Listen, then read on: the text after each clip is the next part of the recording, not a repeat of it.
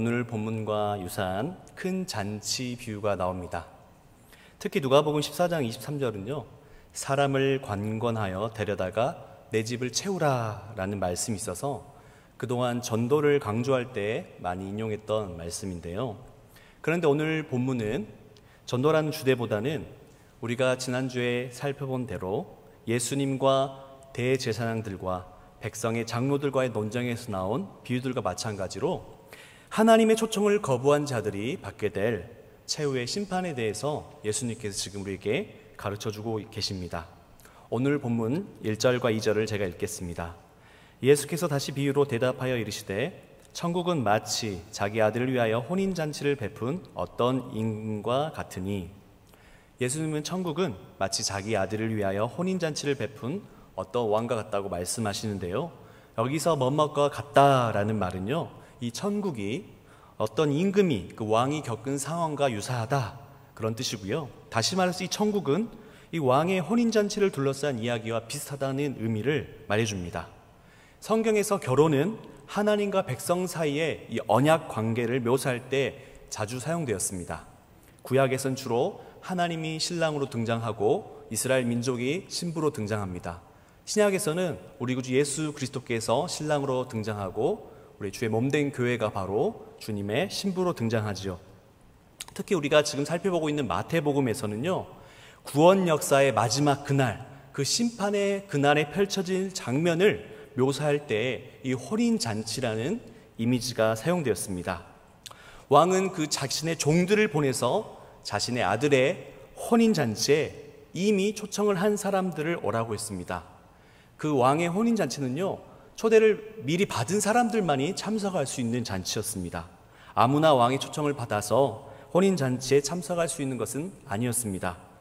왕의 잔치에 초청을 받은 것 자체가 그 사람의, 그 가문의 영광이고 또한 특권이었죠. 동시에 왕의 이 초청은요, 초청을 받은 사람이 그 초청에 대해서 참석 여부를 결정할 수 있는 것도 아니었습니다. 이것은 당연히 무조건 참석해야 되는 왕의 명령이었습니다. 그런데 왕의 초청을 받은 사람들이 어떻게 하였나요? 우리 3절을 한번 봅시다. 그 종들을 보내어 그 청한 사람들을 혼인잔치에 오라 하였더니 오기를 싫어하거늘. 그들은 왕의 초청을 싫어하였고요, 거부하였습니다. 이것은 당시 고대 사회에서는 결코 일어날 수 없는 일이었습니다. 이러한 왕의 초청을 거부한 일은 왕을 무시하는, 그 왕의 권위를 철저히 무시하는 일이었습니다. 왕이 종들을 보낸 이 장면은요, 우리가 지난주에 살펴본 포도원 품꾼들의 비유에서도 비슷한 내용이 나오는데요, 그 포도원 품꾼들의 비유에서 멀리 떠난 주인이 추수때가 되어서 종들을 보냈죠. 그리고 그 종들을 어떻게 했습니까? 그 사람들이 때리고 심지어 죽이기까지 했죠. 그 포도원 품꾼들 비유와 마찬가지로 오늘 본문에서 처음에 왕의 초청을 받은 사람들은요, 그 이스라엘 민족들을 가리킵니다. 하나님은 그 수많은 민족 중에 왜 이스라엘 민족들을 먼저 택하시고 부르셨을까요?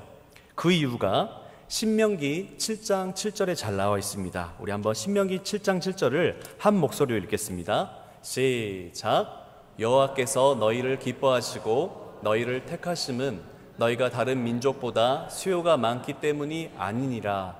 너희는 오히려 모든 민족 중에 가장 적으니라. 아멘. 하나님께서 이스라엘 선택하신 이유가 뭐라고 얘기하십니까? 그들의 어떠함 때문이 아니다라고 말합니다. 그들이 다른 민족들보다 더 잘났거나, 아니면 하나님 보시기에 선한 일을 많이 했거나, 아니면 다른 민족들보다 힘이 세거나 능력이 뛰어났기 때문에 그들을 택하신 것이 아니다라고 지금 말하고 있죠. 오히려 왕이신 하나님은 모든 민족 중에 가장 적은 이스라엘 민족을 택하여 주셨다라고 얘기합니다. 출애굽기 우리가 알다시피 바로는 이스라엘 민족을 완전히 다 없앨 계획을 가지고 있었잖아요. 근데 하나님은 그 이스라엘 민족을 택하셔서 구원해 내셨지요. 그렇기 때문에 이스라엘 민족들은 내가 하나님 앞에서 선택받을 만한 자격이 있다라고 말할 수가 없었던 것입니다. 그런데 놀랍게도 이 이스라엘 민족들은요, 하나님의 선택을 받았다는 이 특권 의식에 빠진 거예요. 하나님의 선택을 받은 특권을 받았지만 그들은 특권을 넘어서서 특권 의식에 빠진 겁니다. 그래서 자신을 선택하신 하나님 뜻에는 무관심하고 당연히 자신들이 잘나서 자기 민족이 특출하기 때문에 하나님께서 자신들을 선택했다고 믿었던 것이죠. 하지만 하나님께서는 그 이스라엘 민족을 선택하신 데는 반드시 분명한 목적과 의도가 있었던 것입니다. 그럼에도 불구하고 그들은 하나님의 그 의도와 목적과 상관없이 그렇게 하나님 뜻을 저버린 것이지요. 당시 풍습을 살펴보니까요, 손님은 두 번 초청되었다고 합니다.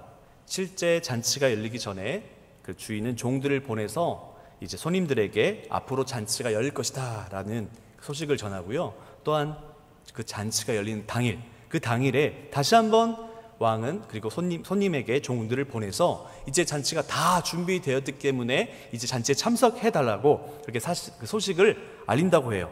그런데 그 잔치에 두 번 초청하는 것은요, 그 누구에게나 해당하는 것이 아니라 예루살렘 상류층에서 실행된 특별한 예의였다고 해요. 특별히 그 당시에 어떤 사회적인 지위가 뛰어났던 사람들에게는 두 번 초대하는 것이 당시의 관례였다고 합니다. 그래서 오늘 본문에서도 왕은 그 처음 초청을 거절한 사람들에게 다시 한번 종들을 보내서 혼인잔치에 초청을 하는 것이죠. 우리 4절을 한번 보실까요? 다시 다른 종들을 보내며 이르되 청한 사람들에게 이르기를 내가 오찬을 준비하되 나의 소와 살진 짐승을 잡고 모든 것을 갖추었으니 혼인잔치에 오소서 하라 하였더니, 1세기 당시에는요, 그 헬라인들을, 그리스인들을 하루에 3번 식사를 했고요, 로마 사람들은 하루에 4번 식사를 했다고 합니다. 그런데 당시에 팔레스타인에 살던 유대인들은 하루에 2번 식사를 했다고 해요. 오전 10시, 그리고 그 늦은 아침 식사로 오전 10시에 했고, 두 번째는 해가 다 져서 날이 어두워져서 더 이상 일을 할 수 없을 때 저녁 식사를 했다고 합니다.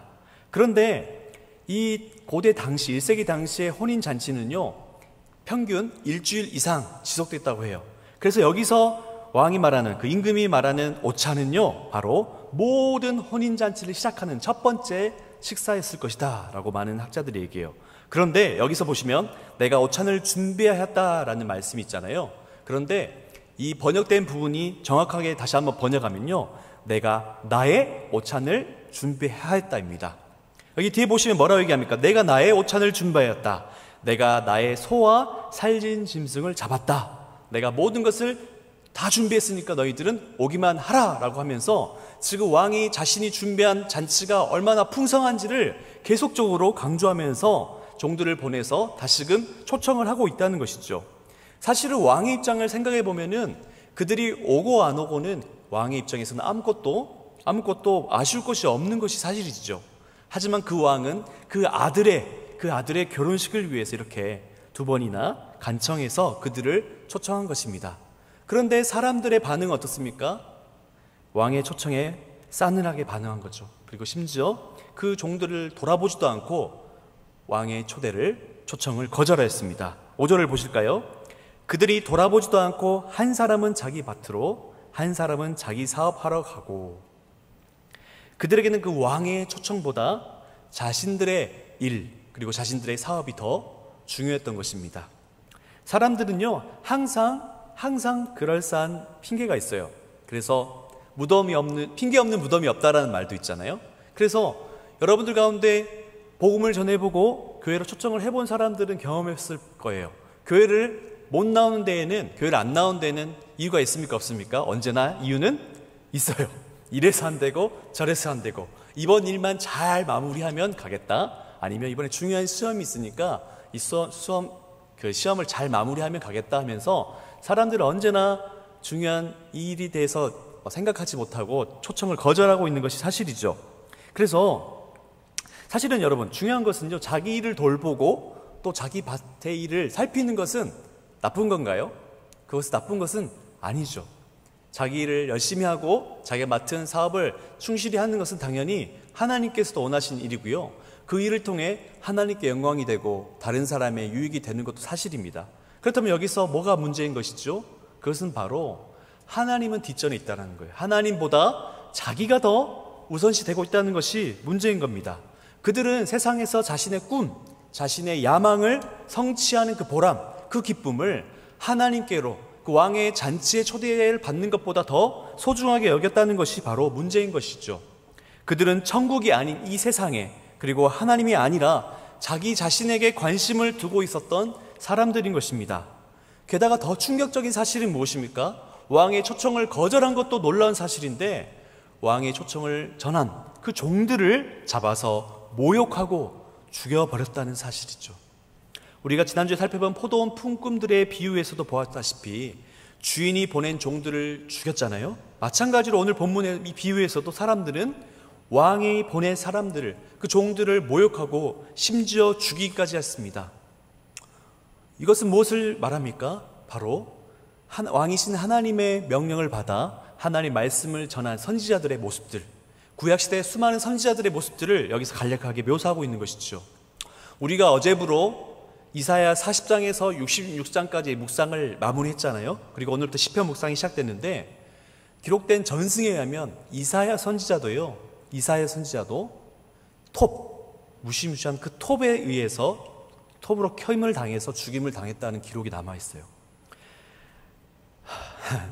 이사야 선지자뿐만 아니라 수많은 그 믿음의 선조들도 이러한 배척, 고난, 죽임을 당했다라고 성경은 얘기하죠. 우리 히브리서 11장 36절에서 37절 말씀을 보십시다. 제가 읽도록 하겠습니다. 또 어떤 이들은 조롱과 채찍질 뿐 아니라 결박과 옥에 갇히는 시련도 받았으며 돌로 치는 것과 톱으로 켜는 것과 시험과 칼로 죽임을 당하고. 히브리서 기자는 히브리 11장에서 믿음의 선조들의 목록들을 쭉 열거하고 있어요. 그리고 그들의 삶을 간략하게 얘기한 다음에 내가 다 기록했다가는 더 이상 기록할 수 없을 정도 수많은 믿음의 선배들이 있었다 하면서 이제는 이름을 기록하자고 어떤 이들을 하면서 이제 얘기하기 시작하면서 그들이 하나님의 명령에 순종해서 주의 뜻대로 살고 하나님의 명령의 메시지를 전했을 때에 그들의 삶에 뭐가 있었다고 얘기하는 거예요. 바로 이런 고난과 배척과 죽임을 당했다라고 말하고 있는 것입니다. 그들은 그저 왕이신 하나님의 말씀을 전달할 사명을 가지고 있었던 종들이었죠. 종들은 그저 자신의 주인에게 순종하는 것이 그들의 사명인 것입니다. 심지어 배척을 당할지라도, 고난을 당할지라도, 죽임을 당할지라도 그 왕의 소식, 왕의 명령을 전하는 것이 바로 이 종들의 사명이었던 것이죠. 그래서 하나님은 자신의 종들을 죽인 자들을 향해서 분노하십니다. 자신의 군대를 보내어 그 종들을 죽인 자들을 진멸하고 그들의 동네를 불사를 것이다라고 말씀하시죠. 왕의 종들을 죽인 그들을 왕이 직접 심판하는 것입니다.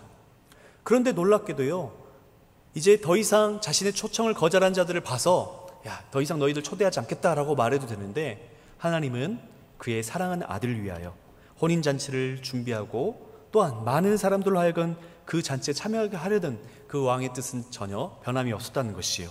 미리 초청받은 자들이 왕의 초대를 배척하고 거절하였음에도 불구하고 사랑하는 자신의 아들을 위한 왕의 그 혼인잔치의 계획은 조금도 변하지 않고 있습니다. 그래서 왕은 다시금 종들에게 다른 사람들을 초대하라고 지금 보냅니다. 제가 8절에서 10절까지 같이 읽을 텐데요, 제가 8절, 여러분이 9절, 같이 10절 읽겠습니다. 제가 먼저 8절 읽겠습니다. 이에 종들에게 이르되 혼인잔치는 준비되었으나 청한 사람들은 합당하지 아니하니 만난 대로 인잔치 청하여. 종들이 길에 나가 악한 자나 선한 자나 만나는 대로 모두 데려오니 혼인잔치에 손님들이 가득한지라. 아멘. 이전에 초청을 받은 사람들은 더 이상 이제 왕의 혼인잔치에 참석할 수 있는 자격이 없어졌습니다. 왕의 거듭된 초청을 거부한 자는요, 이 왕의 잔치에 참여할 자격이 이제는 완전히 사라진 것이죠. 그래서 왕은 이전에 초청을 받은 사람들 대신에 바로 다른 사람을 찾도록 종들을 어디로 보냈습니까? 네거리 길로 보냈습니다. 네거리 길. 여기서 네거리 길은 무엇을 얘기한 거죠? 한마디 사거리잖아요. 많은 사람들이, 그 수많은 사람들이 왕래하는 길, 동네로 들어가기도 하고 동네에서 나가기도 하고 많은 사람들 다른 동네에 또 인접하기도 하는 그 네거리 길, 그 사거리 길로 종들을 보내서 아무나 악한 자나 선한 자나 그냥 만나는 대로 무조건 초대해서 잔치로 데려오게 지금 왕이 시킨 것이죠. 그래서 그 결과가 어떻게 됐습니까? 그 결과 혼인잔치는 전과 달리 손님들로 가득 차게 되었죠. 여러분, 왕이 초청을 거부한 사람들 대신에 그냥 아무나 만나는 대로 혼인잔치에 초청을 한 것을 보고요, 왕의 이 초청을 가볍게 생각하는 오해를 해서는 안 됩니다. 그렇죠? 예를 들어 이런 것이죠. 만약에 어떤 사람이 결혼식을 준비했는데 생각보다 그 필요한 초대 사람들이 적게 온 거예요. 너무 적게 온 거예요. 그래서 이미 필요한 식사 비용을 다 지불했고요, 그리고 이제 환불이 안 되는 거예요. 그래서 이제 어떻게 합니까? 급하게 막 전화하는 거예요. 야, 빨리 밥 먹으러 와라. 지금 너무 맛있는 뷔페가 준비되어 있는데, 야, 지금 어차피 버려질 음식이니까 와서 먹어라 하는 식으로 지금 왕의 초대를 생각하면 됩니까? 안 됩니까? 안 되는 거예요. 안 되는 거. 어차피 음식값을 다 계산했으니까 그냥 먹어라, 이런 식의 어떤 식으로 왕의 초청을 생각해서는 안 된다는 거예요. 우리가 이 얘기를 듣고 이렇게 생각하면 안 되는 거죠. 제발 내 잔치에 와달라, 우리 아들의 혼인잔치에 와달라라고 애걸복걸하는 그 왕의 이미지를 머릿속으로 상상해서는 안 된다는 거예요. 오늘날도 마찬가지예요. 이렇게 말하는 사람도 있어요. 나는 아쉬울 것이 하나도 없는데 하도 누가 교회를 와달라 하니까 한번 나가주겠다 라는 생각으로 교회에 와서는 안 된다는 것이죠. 그리고 또 이렇게 생각할 수 있죠. 야, 정말 내가 헌금 안 하면 이 교회가 안 돌아가니까 마치 적산하듯이 교회 헌금하는 사람들이 없죠? 근데 그렇게 생각하는 사람들도 종종 있다라는 거예요. 그리고 또 어떤 사람이 있습니까? 내가 사회에서는 이런 대접을 받지도 않고 사회에서는 이런 일을 하는 사람이 아닌데 교회에서 하도 사람이 없다니까 봉사를 좀 해줘야겠다 라는 생각으로 교회 일을 해서도 안 되는 것이죠. 우리가 마치 구걸하듯이 하나님 나라의 복음을 전해서도 안 되고요, 또 그 하나님의 일을, 하나님의 몸된 주의 몸된 교회 일을 감당하는 데 있어서도 마치 그냥 그렇게 어쩔 수 없이 애걸복걸하면서 제발 해달라고 구걸하듯이 초대해서는 안 되는 것이죠. 사실 우리가 연말에 늘 무엇을 발견합니까? 교회를 위해 봉사할 교사나 봉사자들이 부족한 것을 늘 경험해요. 그렇지만 그럼에도 불구하고 이 우리 마음에는 어떤 마음이 있어야 됩니까? 바로 이 하나님 나라의 복음을 전하는 것, 그리고 주의 몸된 교회를 섬기는 것은 너무나 고귀한 것이다라는 사실을 잊지 말아야 된다는 것이에요. 나 같은 자는 이 왕의 잔치에 정말 초청받을 자격이 없는 자들인데 어떻게 된 거예요? 나에게도 기회가 주어지다니 라는 마음으로 참석할 때에만이 비로소 어떤 게 있어요? 그 마음에 진정한 감사와 감격이 있는 것이죠. 티켓이 너무 안 팔린 거예요. 그래서 그냥 공짜 티켓을 풀려가지고 마치 천국 잔치도 마치 공짜 티켓처럼 생각해서는 안 된다는 것이죠. 이 천국 잔치 초청 티켓 값은 너무나 비싸요. 왜요? 예수 그리스도의 피값으로만이 살 수 있는 초청장이기 때문에 우리 편에서는 아무리 노력하고 아무리 열심히 하고 아무리 돈을 모아도 우리가 이 하나님 나라 잔치에 참석할 수 있는 티켓을 살 수 없기 때문에 하나님께서 그 은혜로 거저 우리에게 주신 것인데, 우리는 이 천국 티켓을 너무나 가벼이 여기고요, 이 하나님 나라를 섬기는 일을 너무나 소홀히 여기는 것이 사실인 것입니다. 그래서 우리는 이것이 바로 우리가 정말 하나님 나라 잔치에 참여할 수 있는 것은 바로 그의 아들 예수 그리스도의 피값으로 그런 희생을 통해서 주어진 결과라는 사실을 우리는 결코 잊어서는 안 되는 것이죠. 그래서 우리가 하나님 잔치에 초청을 받고 주의 몸된 교회의 일원이 된 것은 결코 값싼 은혜가 아니라 정말 그리스도의 피값으로 그 희생으로 치러진 값비싼 은혜라는 사실을 결코 잊어서는 안 되는 것입니다. 그래서 우리 주님께서는 지금 자격 없는 자에게 주어진 왕의 잔치의 초청을 값싼 티켓 정도로 치부한 자들을 위해서 11절의 말씀, 11절부터 13절의 말씀을 덧붙이고 있어요. 제가 11절, 여러분이 12절, 같이 13절을 읽겠습니다. 제가 먼저 읽겠습니다. 임금이 손님들을 보러 들어올새 거기서 예복을 입지 않은 한 사람을 보고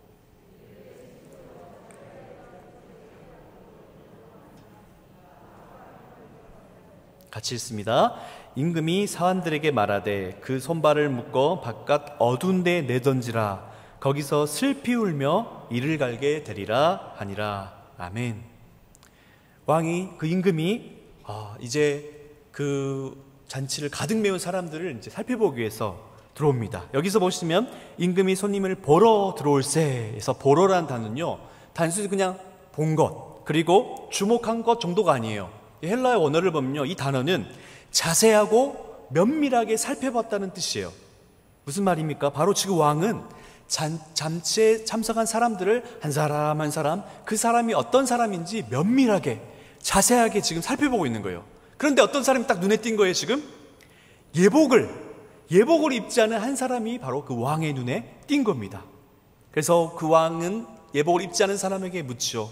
어찌하여 예복을 입지 않고 여기 들어왔느냐? 여기서 어찌하라는 단어는요, 놀라움을 가리켜요. 그래서 이 왕은 너무 놀란 거예요. 다른 사람들은 다 예복을 입고 있는데 이 사람은 예복을 입지 않고 있는 거예요. 그런 의미에서요, 어떻게 묻고 있는 것입니까? 이 왕의 잔치에 참여는 했어요. 그 많은 종들의 초청을 받아가지고, 우와, 나도 잔치에 참석할 수 있구나 라는 마음으로 참석을 했는데 그냥 아무런 생각 없이 그 자리에 앉아 있는 거예요. 그런 의미에서 이 사람은 어쩌면 자기 사업을 위해서, 자기 일을 위해서 왕의 초청을 거절한 사람들보다는 좀 더 나아 보입니다.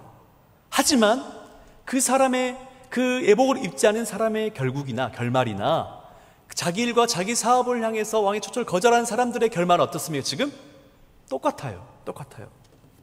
뭐라고 얘기합니까? 우리가 잘 아는 말씀처럼 그들이 이제 손발이 결박당하고 어두운 데 던져질 것이다 라고 얘기하는 거예요. 왕이 이렇게 질문하잖아요. 너는 왜 예복을 입지 않느냐 했을 때 그 사람은 아무런 답도 하지 못하고 있어요. 그래서 그는 결국 자신을 섬기는 왕을 섬기는 자들로 하여금 팔과 발이 결박돼서 바깥 어두운 데에 내던져집니다. 그런데 여기서 마태복음에서 이 표현, 바깥 어두운 데에 내던져져서 슬피 울며 이를 간다라는 표현은 언제 사용되고 있냐면 바로 영원한 최후 심판 때에 하나님의 심판을 받은 자들의 운명을 묘사할 때 사용되는 단어인 거예요. 그러니까 예복을 입지 않은 자들이나 자기 일과 자기 사업을 위해 왕의 초청을 거절한 자들이나 다 마지막 최후의 심판에 하나님의 무시무시한 심판을 피할 수 없고 영원한 심판을 받게 될 것임을 이렇게 말씀하시는 거예요. 왕은 자신을 모독하고 자기 아들을 위하여 준비한 혼인잔치를 멸시하는 자들을 영원한 심판에 이르게 할 것이다라는 사실을 지금 예수님은 말씀하고 있는 것이에요. 하나님은 그 복음을 통해 모든 사람을 정말 무차별적으로 초청하십니다. 그렇기 때문에 악한 자나 선한 자나 온갖 사람들이 교회로 들어오게 되죠. 그리고 예수님이 다시 오시는 최후의 그날까지 참신자와 거짓신자는 이 교회 공동체에 항상 함께합니다. 알곡과 가라지는 항상 함께한다라고 예수님은 다른 비유에서도 말씀하셨죠. 교회를 출석한다고 해서, 교회 예배당에 앉아있다고 해서 그 사람의 영원한 구원이 보장되는 것이 아니라는 지금 무시무시한 말씀을 지금 예수님이 말씀하시는 거예요. 잔치에 참석하는 것이 끝이 아니라 반드시 잔치에 합당한 예복을 입어야 한다라고 지금 예수님께서 말씀하시는 것이죠. 저랑 우리 안성구 목사님이랑 고등부의 이인경 전도사님이랑 신대원 동기입니다. 근데 우리 신대원 동기 중에 정말 재미있는 친구가 한 명 있어요. 그 친구 실명은 거론하지 않겠는데 그 친구는 여름에 늘 병아리색 노란색 반팔티를 자주 입고 다녔어요. 그런데 옷이 줄어들었는지 아니면 원래 치수 작은 걸 입었는지 덩치는 산만한데 늘 약간 너무나 타이트한 그 노란색 병아리 옷을 입고 다녔는데요. 그 등 뒤에 뭐라고 써져 있는지 아세요? 크게 영어로 리틀 지저스. 그러니까 옷도 작고 여기 신대원에 그 노란색 병아리 옷을 입고 그 친구가 막 활발하는 거예요. 리틀 지저스. 제가 봤을 때 꼭 수련회 때 단체 티를 맞춘 것 같은데 그걸 입고 다니는 것 같았어요. 그 다음에 여기서 지금 예수님께서 말씀하신 예복은 그런 리틀 지저스 막 몸에다 쓰고 다니는 그 옷을 입고 다니는 의미일까요? 그건 또 아니겠지, 당연히. 아니면 최소한 십자가 목걸이 정도는 달고 다녀야 된다, 이런 것일까요? 그런 게 아니겠죠. 그렇다면 도대체 이 예복, 혼인잔치에 꼭 입어야 되는 예복은 무엇을 가리킬까요? 학자들은 이 예복에 대해서 크게 두 가지 의견을 얘기해요. 한 가지는 바로 의의 옷, 믿음으로 입게 되는 의의 옷이다 라고 주장하는 사람도 있고요. 또 한 가지는 많은 곳에서 이 옷에 대해서 뭘 상징하냐고 얘기하면 선한 열매 혹은 행위를 강조한다 라고 해요. 크게 두 개 가리는 거죠. 믿음으로 입는 의의 옷과 그리고 신자의 선한 행위 그리고 선한 열매를 가리킨다라는 의견이 나뉘고요. 선한 행위, 선한 열매가 더 많은 학자들의 의견을 차지해요. 그런데 놀랍게도 저희의 위대한 스승이라고 불리는 우리 칼빈 선생님은 이렇게 얘기해요. 뭐라 얘기하냐면 예복을 예수를 믿는 자에게 주어지는 의의 복을 가리키는 것이나 아니면 행위 혹은 삶의 열매를 가리키는 것이다 라고 구분하는 것은 무익한 논쟁이다 라고 얘기해요.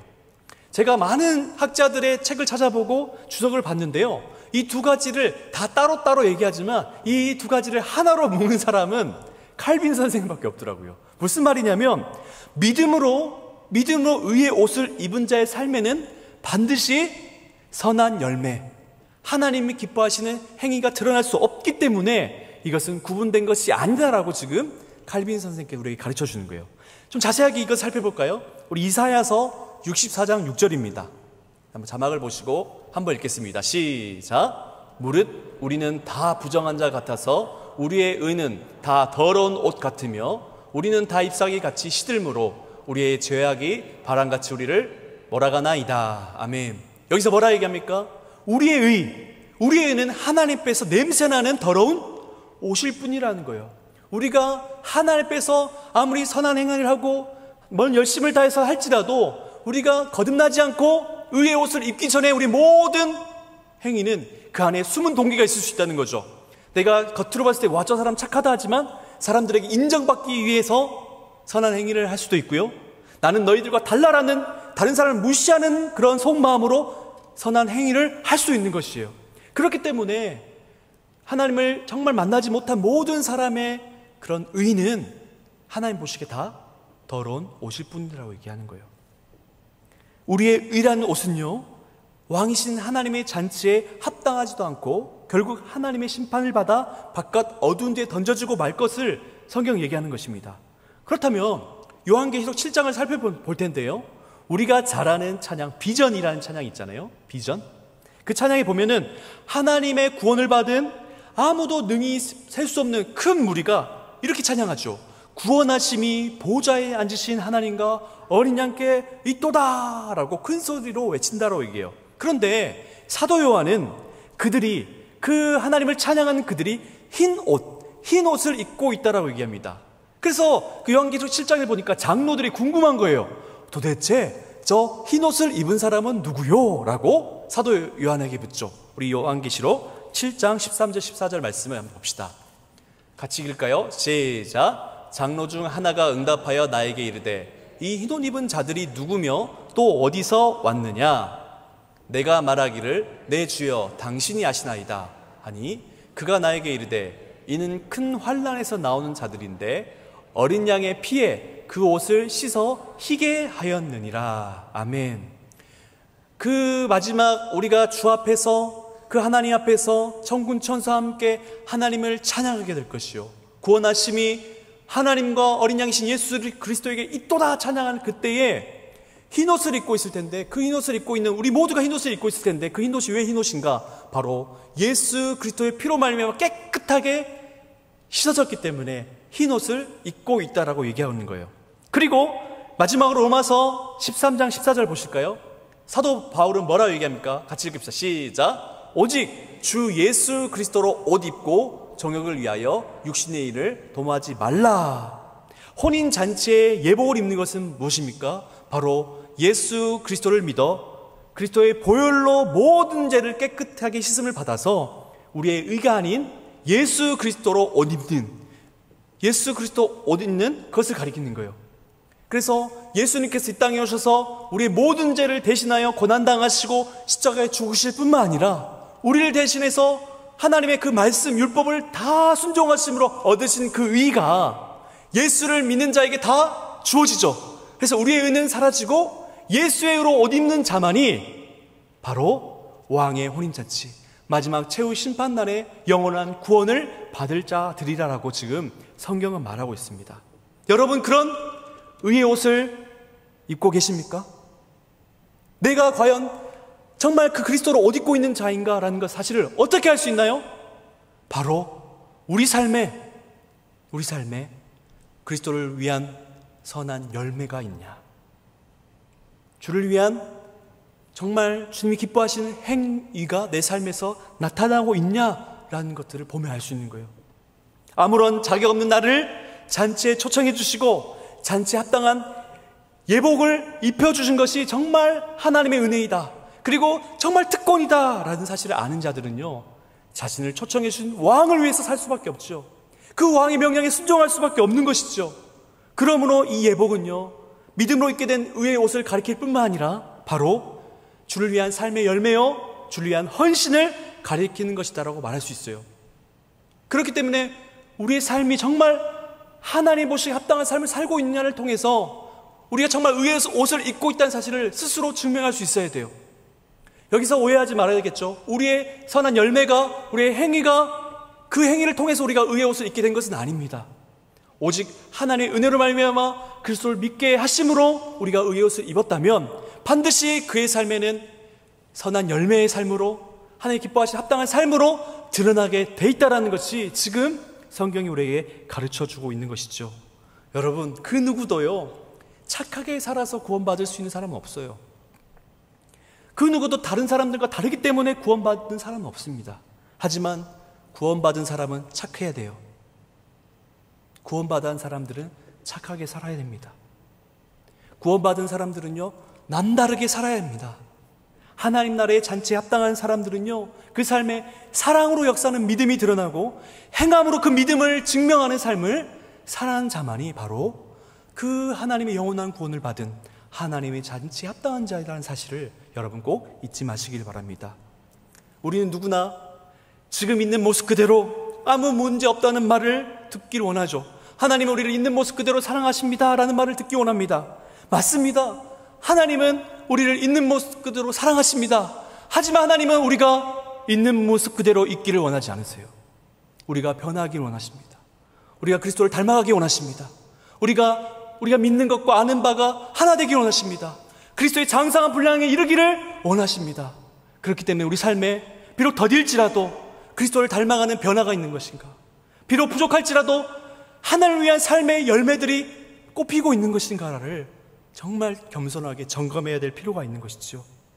그러므로 사랑하는 여러분, 왕의 초청을 받아 혼인잔치에 앉아 있다고 해서, 누군가의 전도를 받아 교회에 앉아 있다고 해서 다 하나님의 백성이 아닙니다.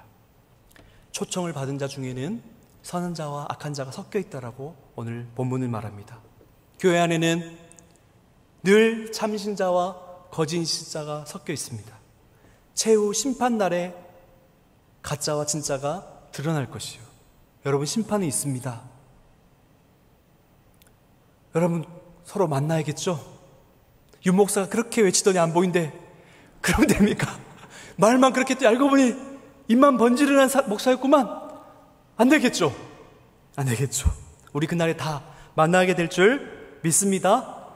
아멘. 그래서 그날에 우리 모두가 그리스도의 옷을 입고 주 앞에 서게 될 것이에요.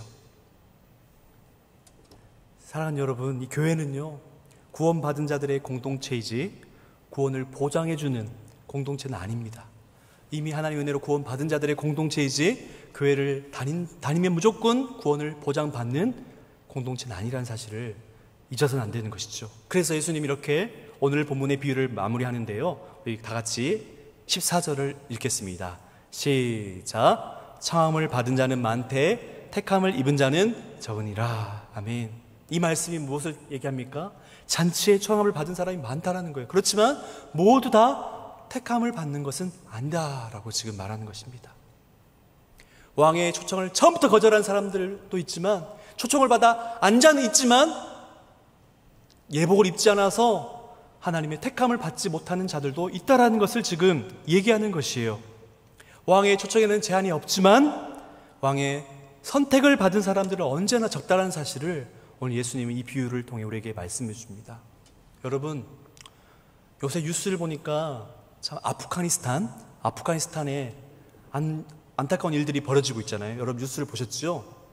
이 탈레반, 이슬람의 근본주의를 가지고 아프가니스탄을 다스렸던 탈레반이 20년 전에 미국에 의해서 추출을 당하는데, 미군이 이제 250조나 20년 동안 아프간에 퍼부었는데 250조나 부었는데 상황이 호전되지 않자 자국민들, 미국민들이 자꾸만 왜 다른 나라에게 돈을 붓냐라는 여론이 형성되어서 트럼프 정부부터 지금 바이든 정부까지 공약이었어요. 우리가 아프간에서 미군을 철수하겠다. 그래서 드디어 때가 돼 철수를 하니까 기다렸다는 듯이 탈레반이요, 바로 며칠 만에 이 아프가니스탄 전체를 장악하게 됐죠. 그래서 제가 설교를 준비하면서 이 사진을 보고 정말 놀랐어요. 우리 사진 한번 띄워주실래요? 이 사진이 뭐냐면요, 미군 공군 비행기예요. 공군. 근데 공군 비행기에 군인이 아니고 누가 앉아 있습니까? 아프가니스탄 사람들이 앉아 있어요. 이 미군 공군이요, 이제 미군 공군을 실어서, 물자들을 실어서 카타르에 있는 공군 기지로 가려고 그랬는데 그 화물카 뒤쪽에 적재함이 살짝 반쯤 열려져 있었대요. 그 틈을 이용해서 사람들이 막 탄 거예요, 그냥. 그래서 원래 이 보잉기의 정원이 134명인데요. 몇 명이 탄지 아세요? 650명이 탔답니다. 그래서 승무원들이 결정해서 고민한 거죠. 저 사람들 다시 나가게 해야 되냐? 아니면 어떻게 고민하다가 화물을 다 버리고 그 사람들을 그냥 태워서 가기로 결정했고, 결국 카타르에 도착했다고 해요. 이 사람들. 근데 우리가 영상을, 뉴스를 통해 알다시피 아프간 사람들이 탈레반이 너무 두려운 나머지 어떻게 했냐면요, 비행기 못 탄 사람들이 비행기에 매달려서 날아간 사람도 있었고, 실제로 두 사람이 매달려서 날아갔다가 떨어지는 영상도 있어요. 너무 안타깝죠. 그만큼 두려움이 엄습한 거예요. 근데 제가 설교를 준비하면서 이 상상을 하나 했어요. 뭐냐면, 이 아프간 사람들은 이 공군 비행기 원래 탈 수 있는 자격이 있던 사람인가요? 절대 탈 수 없는 사람들이잖아요. 근데 그 승무원들께서 은혜를 베풀어가지고 그 사람들을 타게 한 거예요. 그렇죠? 이것까지는 팩트입니다. 사실이에요. 근데 여기 제가 설교를 준비하면서 좀 더 상상을 하게 됐어요. 비행기가 카타르에 도착했습니다. 그래서 사람들 한 사람 한 신분을 검사하고 있는데 그 안에 알고 보니까 탈레반이 자기 신분을 속이고 타고 있었던 거예요. 여러분, 상상이에요, 상상? 그래서 발각된 거예요, 그 정체가. 바로 그 사람을 끌어내어서 감옥에 쳐넣은 거예요. 그래서 거기서 그 탈레반 사람이 아이고 들켰다 하면서 슬프며 이를 가는 거죠. 제가 이 얘기를 생각하게 됐냐면, 우리가 어쩌면 구원의 비행기에 누구나 탈 수 있는 자격이 없었어요. 모든 사람이 하나님 앞에 범죄한 죄인이었죠. 그래서 많은 주변에 사랑한 사람을 통해서 복음을 듣게 되고 구원열차에 그 구원의 비행기에 타게 됐어요. 그랬는데 최종 목적지에 도착했더니 어떻게 됩니까? 알고 보니 그 사람은 예수 그리스도를 믿는 자가 아니었어. 그냥 교회만 출석하던 자였던 거예요. 그랬더니 축출되어서 어디로 가는 거예요? 바깥 어둠에 던져지고 그 영원토록 하나님의 심판을 받으며 슬피 울며 이를 갈게 됐더라. 제가 이 두 개가 매치가 됐던 거예요.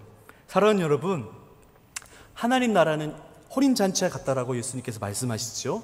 그런데 이 하나님께서 베푸신 초청을 거절한 사람들에게는 영원한 심판이 있을 것이라고 말합니다. 혼인잔치에 참여해서 그리스도의 그 예복을 입는 것은 영원한 하나님의 심판을 피하고 하나님의 영원한 구원을 받았다는 사실을 우리에게 말씀해 주세요. 그렇다면 우리는 이제 정말 나 같은 자가, 자격 없는 내가 하나님의 선택을 받아 하나님의 구원을 받아 그리스도를 옷 입고 이제는 하나님의 백성으로 영원한 구원을 얻은 자라는 사실을 믿는다면 이제는 여러분 삶으로 증명하시길 바랍니다. 내가 정말 의의 옷을 입은 자라는 사실을 삶으로 보이시길 바랍니다. 선한 삶으로, 선한 열매로 하나님 나라 영광을 위해 살아가시길 바랍니다. 그 가운데 가장 중요한 일이 뭐겠어요? 아직도 초청을 거절하고 있는 사람들이 있다면, 여전히 교회에 앉아 있지만 믿음이 없어 보이는 사람들이 있다면, 하나님 나라 복음을 전한 일이 바로 가장 선한 일 중에 하나인다는 사실을 여러분 꼭 기억하셔서 정말 하나님 나라에 합당한, 그 잔치에 합당한 믿음의 삶으로 증명해내시고 많은 사람들을 옳은 대로 인도하여 하나님의 칭찬을 받는 이 모든 사랑하는 은평교회 성도님 되시기를 주의 이름으로 축원합니다. 기도하시겠습니다. 하나님 감사합니다. 우리는 하나님 앞에 죄만 더할 뿐이었고 하나님의 구원을 받을 만한 자격 없는 늘 더러운 옷을 입어 우리의 의만을 내세웠던 자들이었습니다. 그래야 하나님의 심판과 저주와 형벌을 받기에 합당한 자들이었습니다. 그런데 우리가 무엇이기에 하나님 우리를 선택하여 주시고 예수 그리스도를 믿게 하심으로 예수 그리스도로 옷을 입게 하시고 예수님께서 이 땅에 오셔서 얻으신 온전한 순종을 얻으신 의를 우리에게 선물로 주심으로 이제는 왕의 혼인잔치에 참석할 뿐만 아니라 영원한 구원을 얻은 하나님의 백성으로 불러주셨으니 감사와 찬양을 드립니다.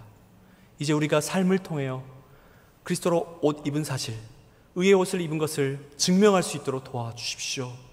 그래서 하나님께 영광을 돌리고 그 하나님 나라에 초청하는 정말 종들과 같이 그런 하나님의 복음을 담대하게 전하여 여전히 초청을 거절한 자들에게, 교회에 오고 있지만 아직도 믿음이 없는 자들에게 하나님의 복음을 전하여 영원한 하나님의 구원을 전달하는 종의 삶을 살 수 있도록 우리 한 사람 한 사람을 붙들어 주옵소서. 예수님의 이름으로 기도합니다. 아멘.